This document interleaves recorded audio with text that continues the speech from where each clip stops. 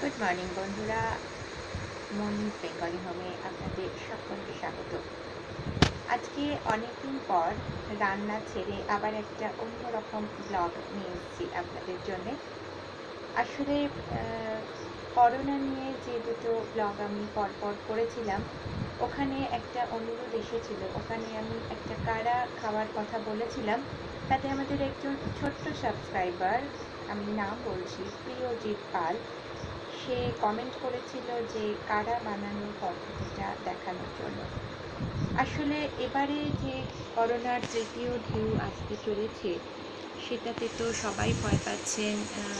হয়তো সেটা বাচ্চাদের উপরে আক্রমণ অনেক বেশি মাত্রায় করবে, এবং আইআইটি থেকে যে খবর পাচ্ছে বা যে পূর্বাভাস দিচ্ছে, তাতে হয়তো জুলাই মাসের মাঝামাঝি সময় থেকেই করোনার থার্ড ওয়েভ আমাদের উপর আছড়ে পড়তে চলেছে।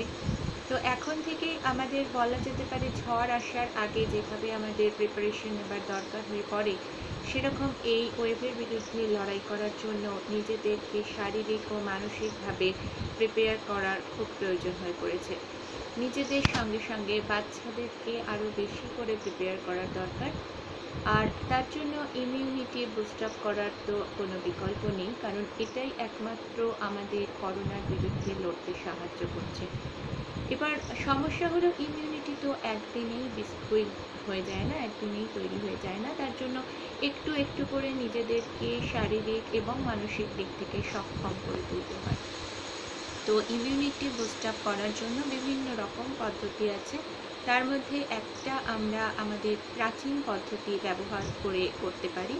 আমাদের প্রাচীন যে পদ্ধতিতে আমরা রান্নাবান্না করি বা খাওয়া দাওয়া করি, সেখানে কিন্তু বিভিন্ন রকম গরম মশলার ব্যবহার হয়, এবং গরম মশলার সাথে আরও কিছু পাতা আছে বা গাছের পাতা ইত্যাদি আছে, যেগুলোকে আমরা আদিকাল থেকে ব্যবহার করে আসছি। মা মাসিদের কাছ থেকে বা ঠাকুমা দিদিমাদের কাছ থেকে আমরা যেগুলোকে শিখেছি, সেইগুলোকে দিয়ে কিন্তু আমরা আমাদের এই বলতে পারেন সর্দি কাশির বিরুদ্ধে লড়াই করার বা লড়াই প্রতিরোধ করার ক্ষমতা করে তুলতে পারি। তো সেরকমই একটি কাড়া আমরা বাড়িতে ব্যবহার করেছিলাম করোনার সময়, এবং এখনও আমরা দিনে একবার করে ওটা খেয়ে চলেছি। সেটা বানানোর পদ্ধতিটাই আপনাদের দেখাবো। এটা বিভিন্নভাবে বিভিন্নজন বানান। আমরা যে পদ্ধতিতে বানাবো সেটা আগেকার দিনে মায়েরা আমাদেরকে একটা পাঁচন বলে জিনিস খাওয়াতেন, যদিও সেটা খুব তেতো খেতে ছিল। তো সেটাকে একটু মডিফাইড ফর্মে করার চেষ্টা করেছি আমরা আমাদের বাড়িতে, এবং তার ফলে কিন্তু অনেকটাই সর্দি কাশির হাত থেকে আমাদের প্রতিরোধ ক্ষমতা গড়ে উঠেছে। আজকে আপনাদেরকে সেটাই দেখানো হবে। চলুন দেখে নিই কীভাবে বানানো হবে। কাড়া বানানোর জন্য আমরা যে উপকরণগুলো ব্যবহার করেছি সেগুলো একে একে দেখিয়ে দিই। দারচিনি, তেজপাতা, গোলমরিচ, ছোট এলাচ, লবঙ্গ, আদা, তুলসী পাতা এবং বাসক পাতা। বাসক, তুলসী এগুলো তো ঠান্ডার হাত থেকে আমাদের অনেকটাই রিলিফ দেয়, আমরা জানি। আদার ক্ষেত্রেও তাই। আমরা এক্ষেত্রে আদা না ব্যবহার করে আদার খোসাটা ব্যবহার করি। আদার খোসা কিন্তু আদার থেকেও অনেক গুণ বেশি উপকারী, এটা হয়তো আমরা অনেকেই জানি না। খোসাগুলোকে ভালো করে জলে ধুয়ে শুকনো করে যদি রেখে দেওয়া যায়, সেগুলো চাইতে আমরা আরামসে ব্যবহার করতে পারি। তো এগুলোর প্রত্যেকটার গুণাবলী আমরা একটুখানি দেখে নেব, কোনটা কিসের জন্য উপকারী, তারপরে আমরা পদ্ধতিতে আসছি। দারচিনির বদলে আমরা মাঝে মাঝে দারচিনি পাতা ব্যবহার করেছি। এটা দেখুন, দারচিনি গাছ আমাদের বাড়িতে আছে। সবসময় ছাল ছাড়িয়ে নেওয়া সম্ভব হয় না। পাতাগুলোও কিন্তু সমান উপকারী এবং মিষ্টি। পাতার যে বৃন্তগুলো, সেই বৃন্তগুলোও কিন্তু খুব মিষ্টি হয়।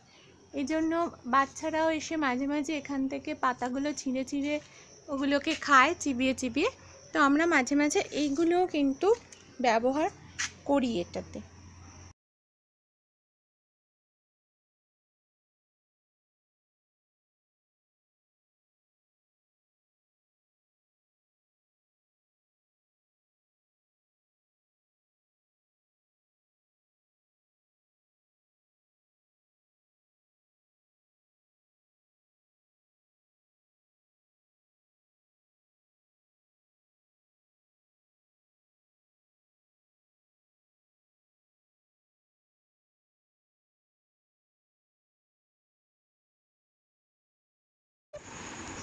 শুকনো যে উপকরণগুলো, লবঙ্গ, ছোট এলাচ, গোলমরিচ আর দারচিনি, এগুলোকে মিক্সিতে দিয়ে বেটে গুঁড়ো করে নেব। তারপরে বাকি জিনিসগুলো দিয়ে কাড়াটা করা শুরু করব। চলুন আগে এগুলোকে গুঁড়ো করে নিই। শুকনো উপকরণগুলো গুঁড়ো করে নেওয়া হয়ে গেছে। এটাকে আপনারা রান্নাতেও ব্যবহার করতে পারেন চাইলে, একদম পিওর গরম মশলা। এবার এইগুলোকে দিয়ে আমরা কাড়াটা বানানো শুরু করব। আমি সসপ্যানে 6 কাপ জল নিয়ে নিয়েছি, যেহেতু আমাদের বাড়িতে 6 জন মেম্বার, তাই 6 কাপ নিয়েছি। এর মধ্যে 1 চামচ মতো এই গরম মশলা গুঁড়োটা দিয়ে দেবো। যেহেতু আমরা এটা দুবেলা খাই, তাই খুব বেশি পরিমাণ দেয়া হয় না, তাতে শরীর অনেক সময় খারাপ হতে পারে। আদা খোসাগুলো দিয়ে দেব।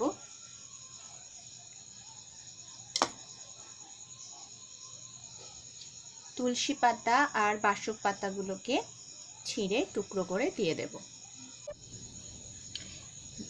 আমি 2টো ছোট ছোট তেজপাতা দিয়েছি টুকরো করে, একটা তেজপাতা বড় দিলেই হয়ে যায়। এবারে এই সবগুলো জিনিসকে জলের সঙ্গে নিয়ে কিছুক্ষণ ফোটাতে হবে। আমরা এটার সঙ্গে শেষ অবস্থায় একটু চা পাতা ফেলে দিই।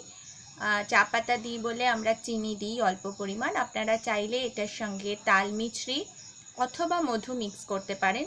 আর যদি আমাদের মতো চা পাতা দিয়ে খান, তাহলে শেষে একটু লেবুর রস আর মধুও মিক্স করে নিতে পারেন।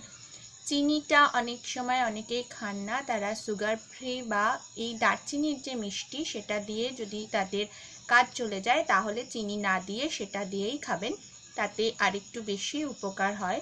কারণ আমরা তো এখন চিনিটাকে অপকারী বস্তু হিসাবেই ট্রিট করি। তো এটাকে এখন আমি কিছুক্ষণের জন্য ফুটিয়ে নেব।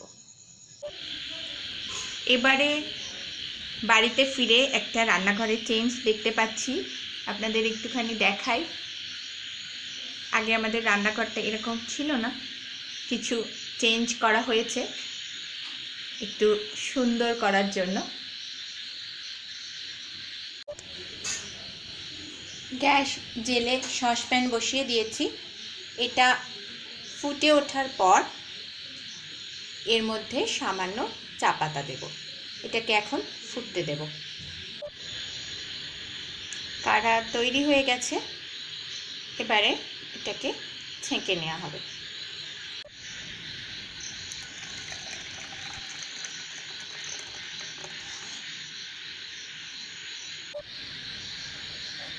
সকালবেলা বা সন্ধেবেলা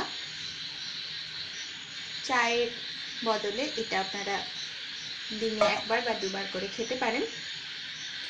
আর যেটা ছাকার পরে যেটা রয়ে গেল, ওইটাকে আমরা জল দিয়ে আরেকটু ফুটিয়ে নিয়ে সেই জলটাকে আমরা ভেপার নেবার জন্য ব্যবহার করতাম। সেটার ফলে নাকটা কিন্তু অনেক বেশি পরিষ্কার থাকতো। নাকের ভেতর দিয়ে বা মুখের গলা দিয়ে যখন ওটা ইনহেল করা হতো, তাতে ডাবল একটা কাজ হতো, একটা খাওয়া আর একটা ওই ইনহেল করার জন্য। তো আপনারাও সেটাকে ব্যবহার করতে পারেন সেইভাবে। সবাই সুস্থ থাকার জন্য বিভিন্ন রকম পথ অবলম্বন করছেনই।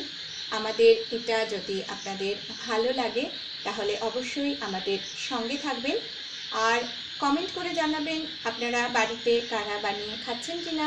স্পেশালি যার রিকোয়েস্টে এটা বানানো হয়েছে, তার কাছ থেকে আমরা সবাই জানতে চাইব যে এটা বানিয়ে তারা কতটা উপকার পাচ্ছে। মনিজ বেঙ্গলি হোমের সঙ্গে থাকার জন্য আপনাদের সকলকে অশেষ ধন্যবাদ। লাইক বা শেয়ার করে আমাদের অনুপ্রাণিত করেন যদি, আমরা বাধিত থাকব। সবাই ভালো থাকবেন, সুস্থ থাকবেন।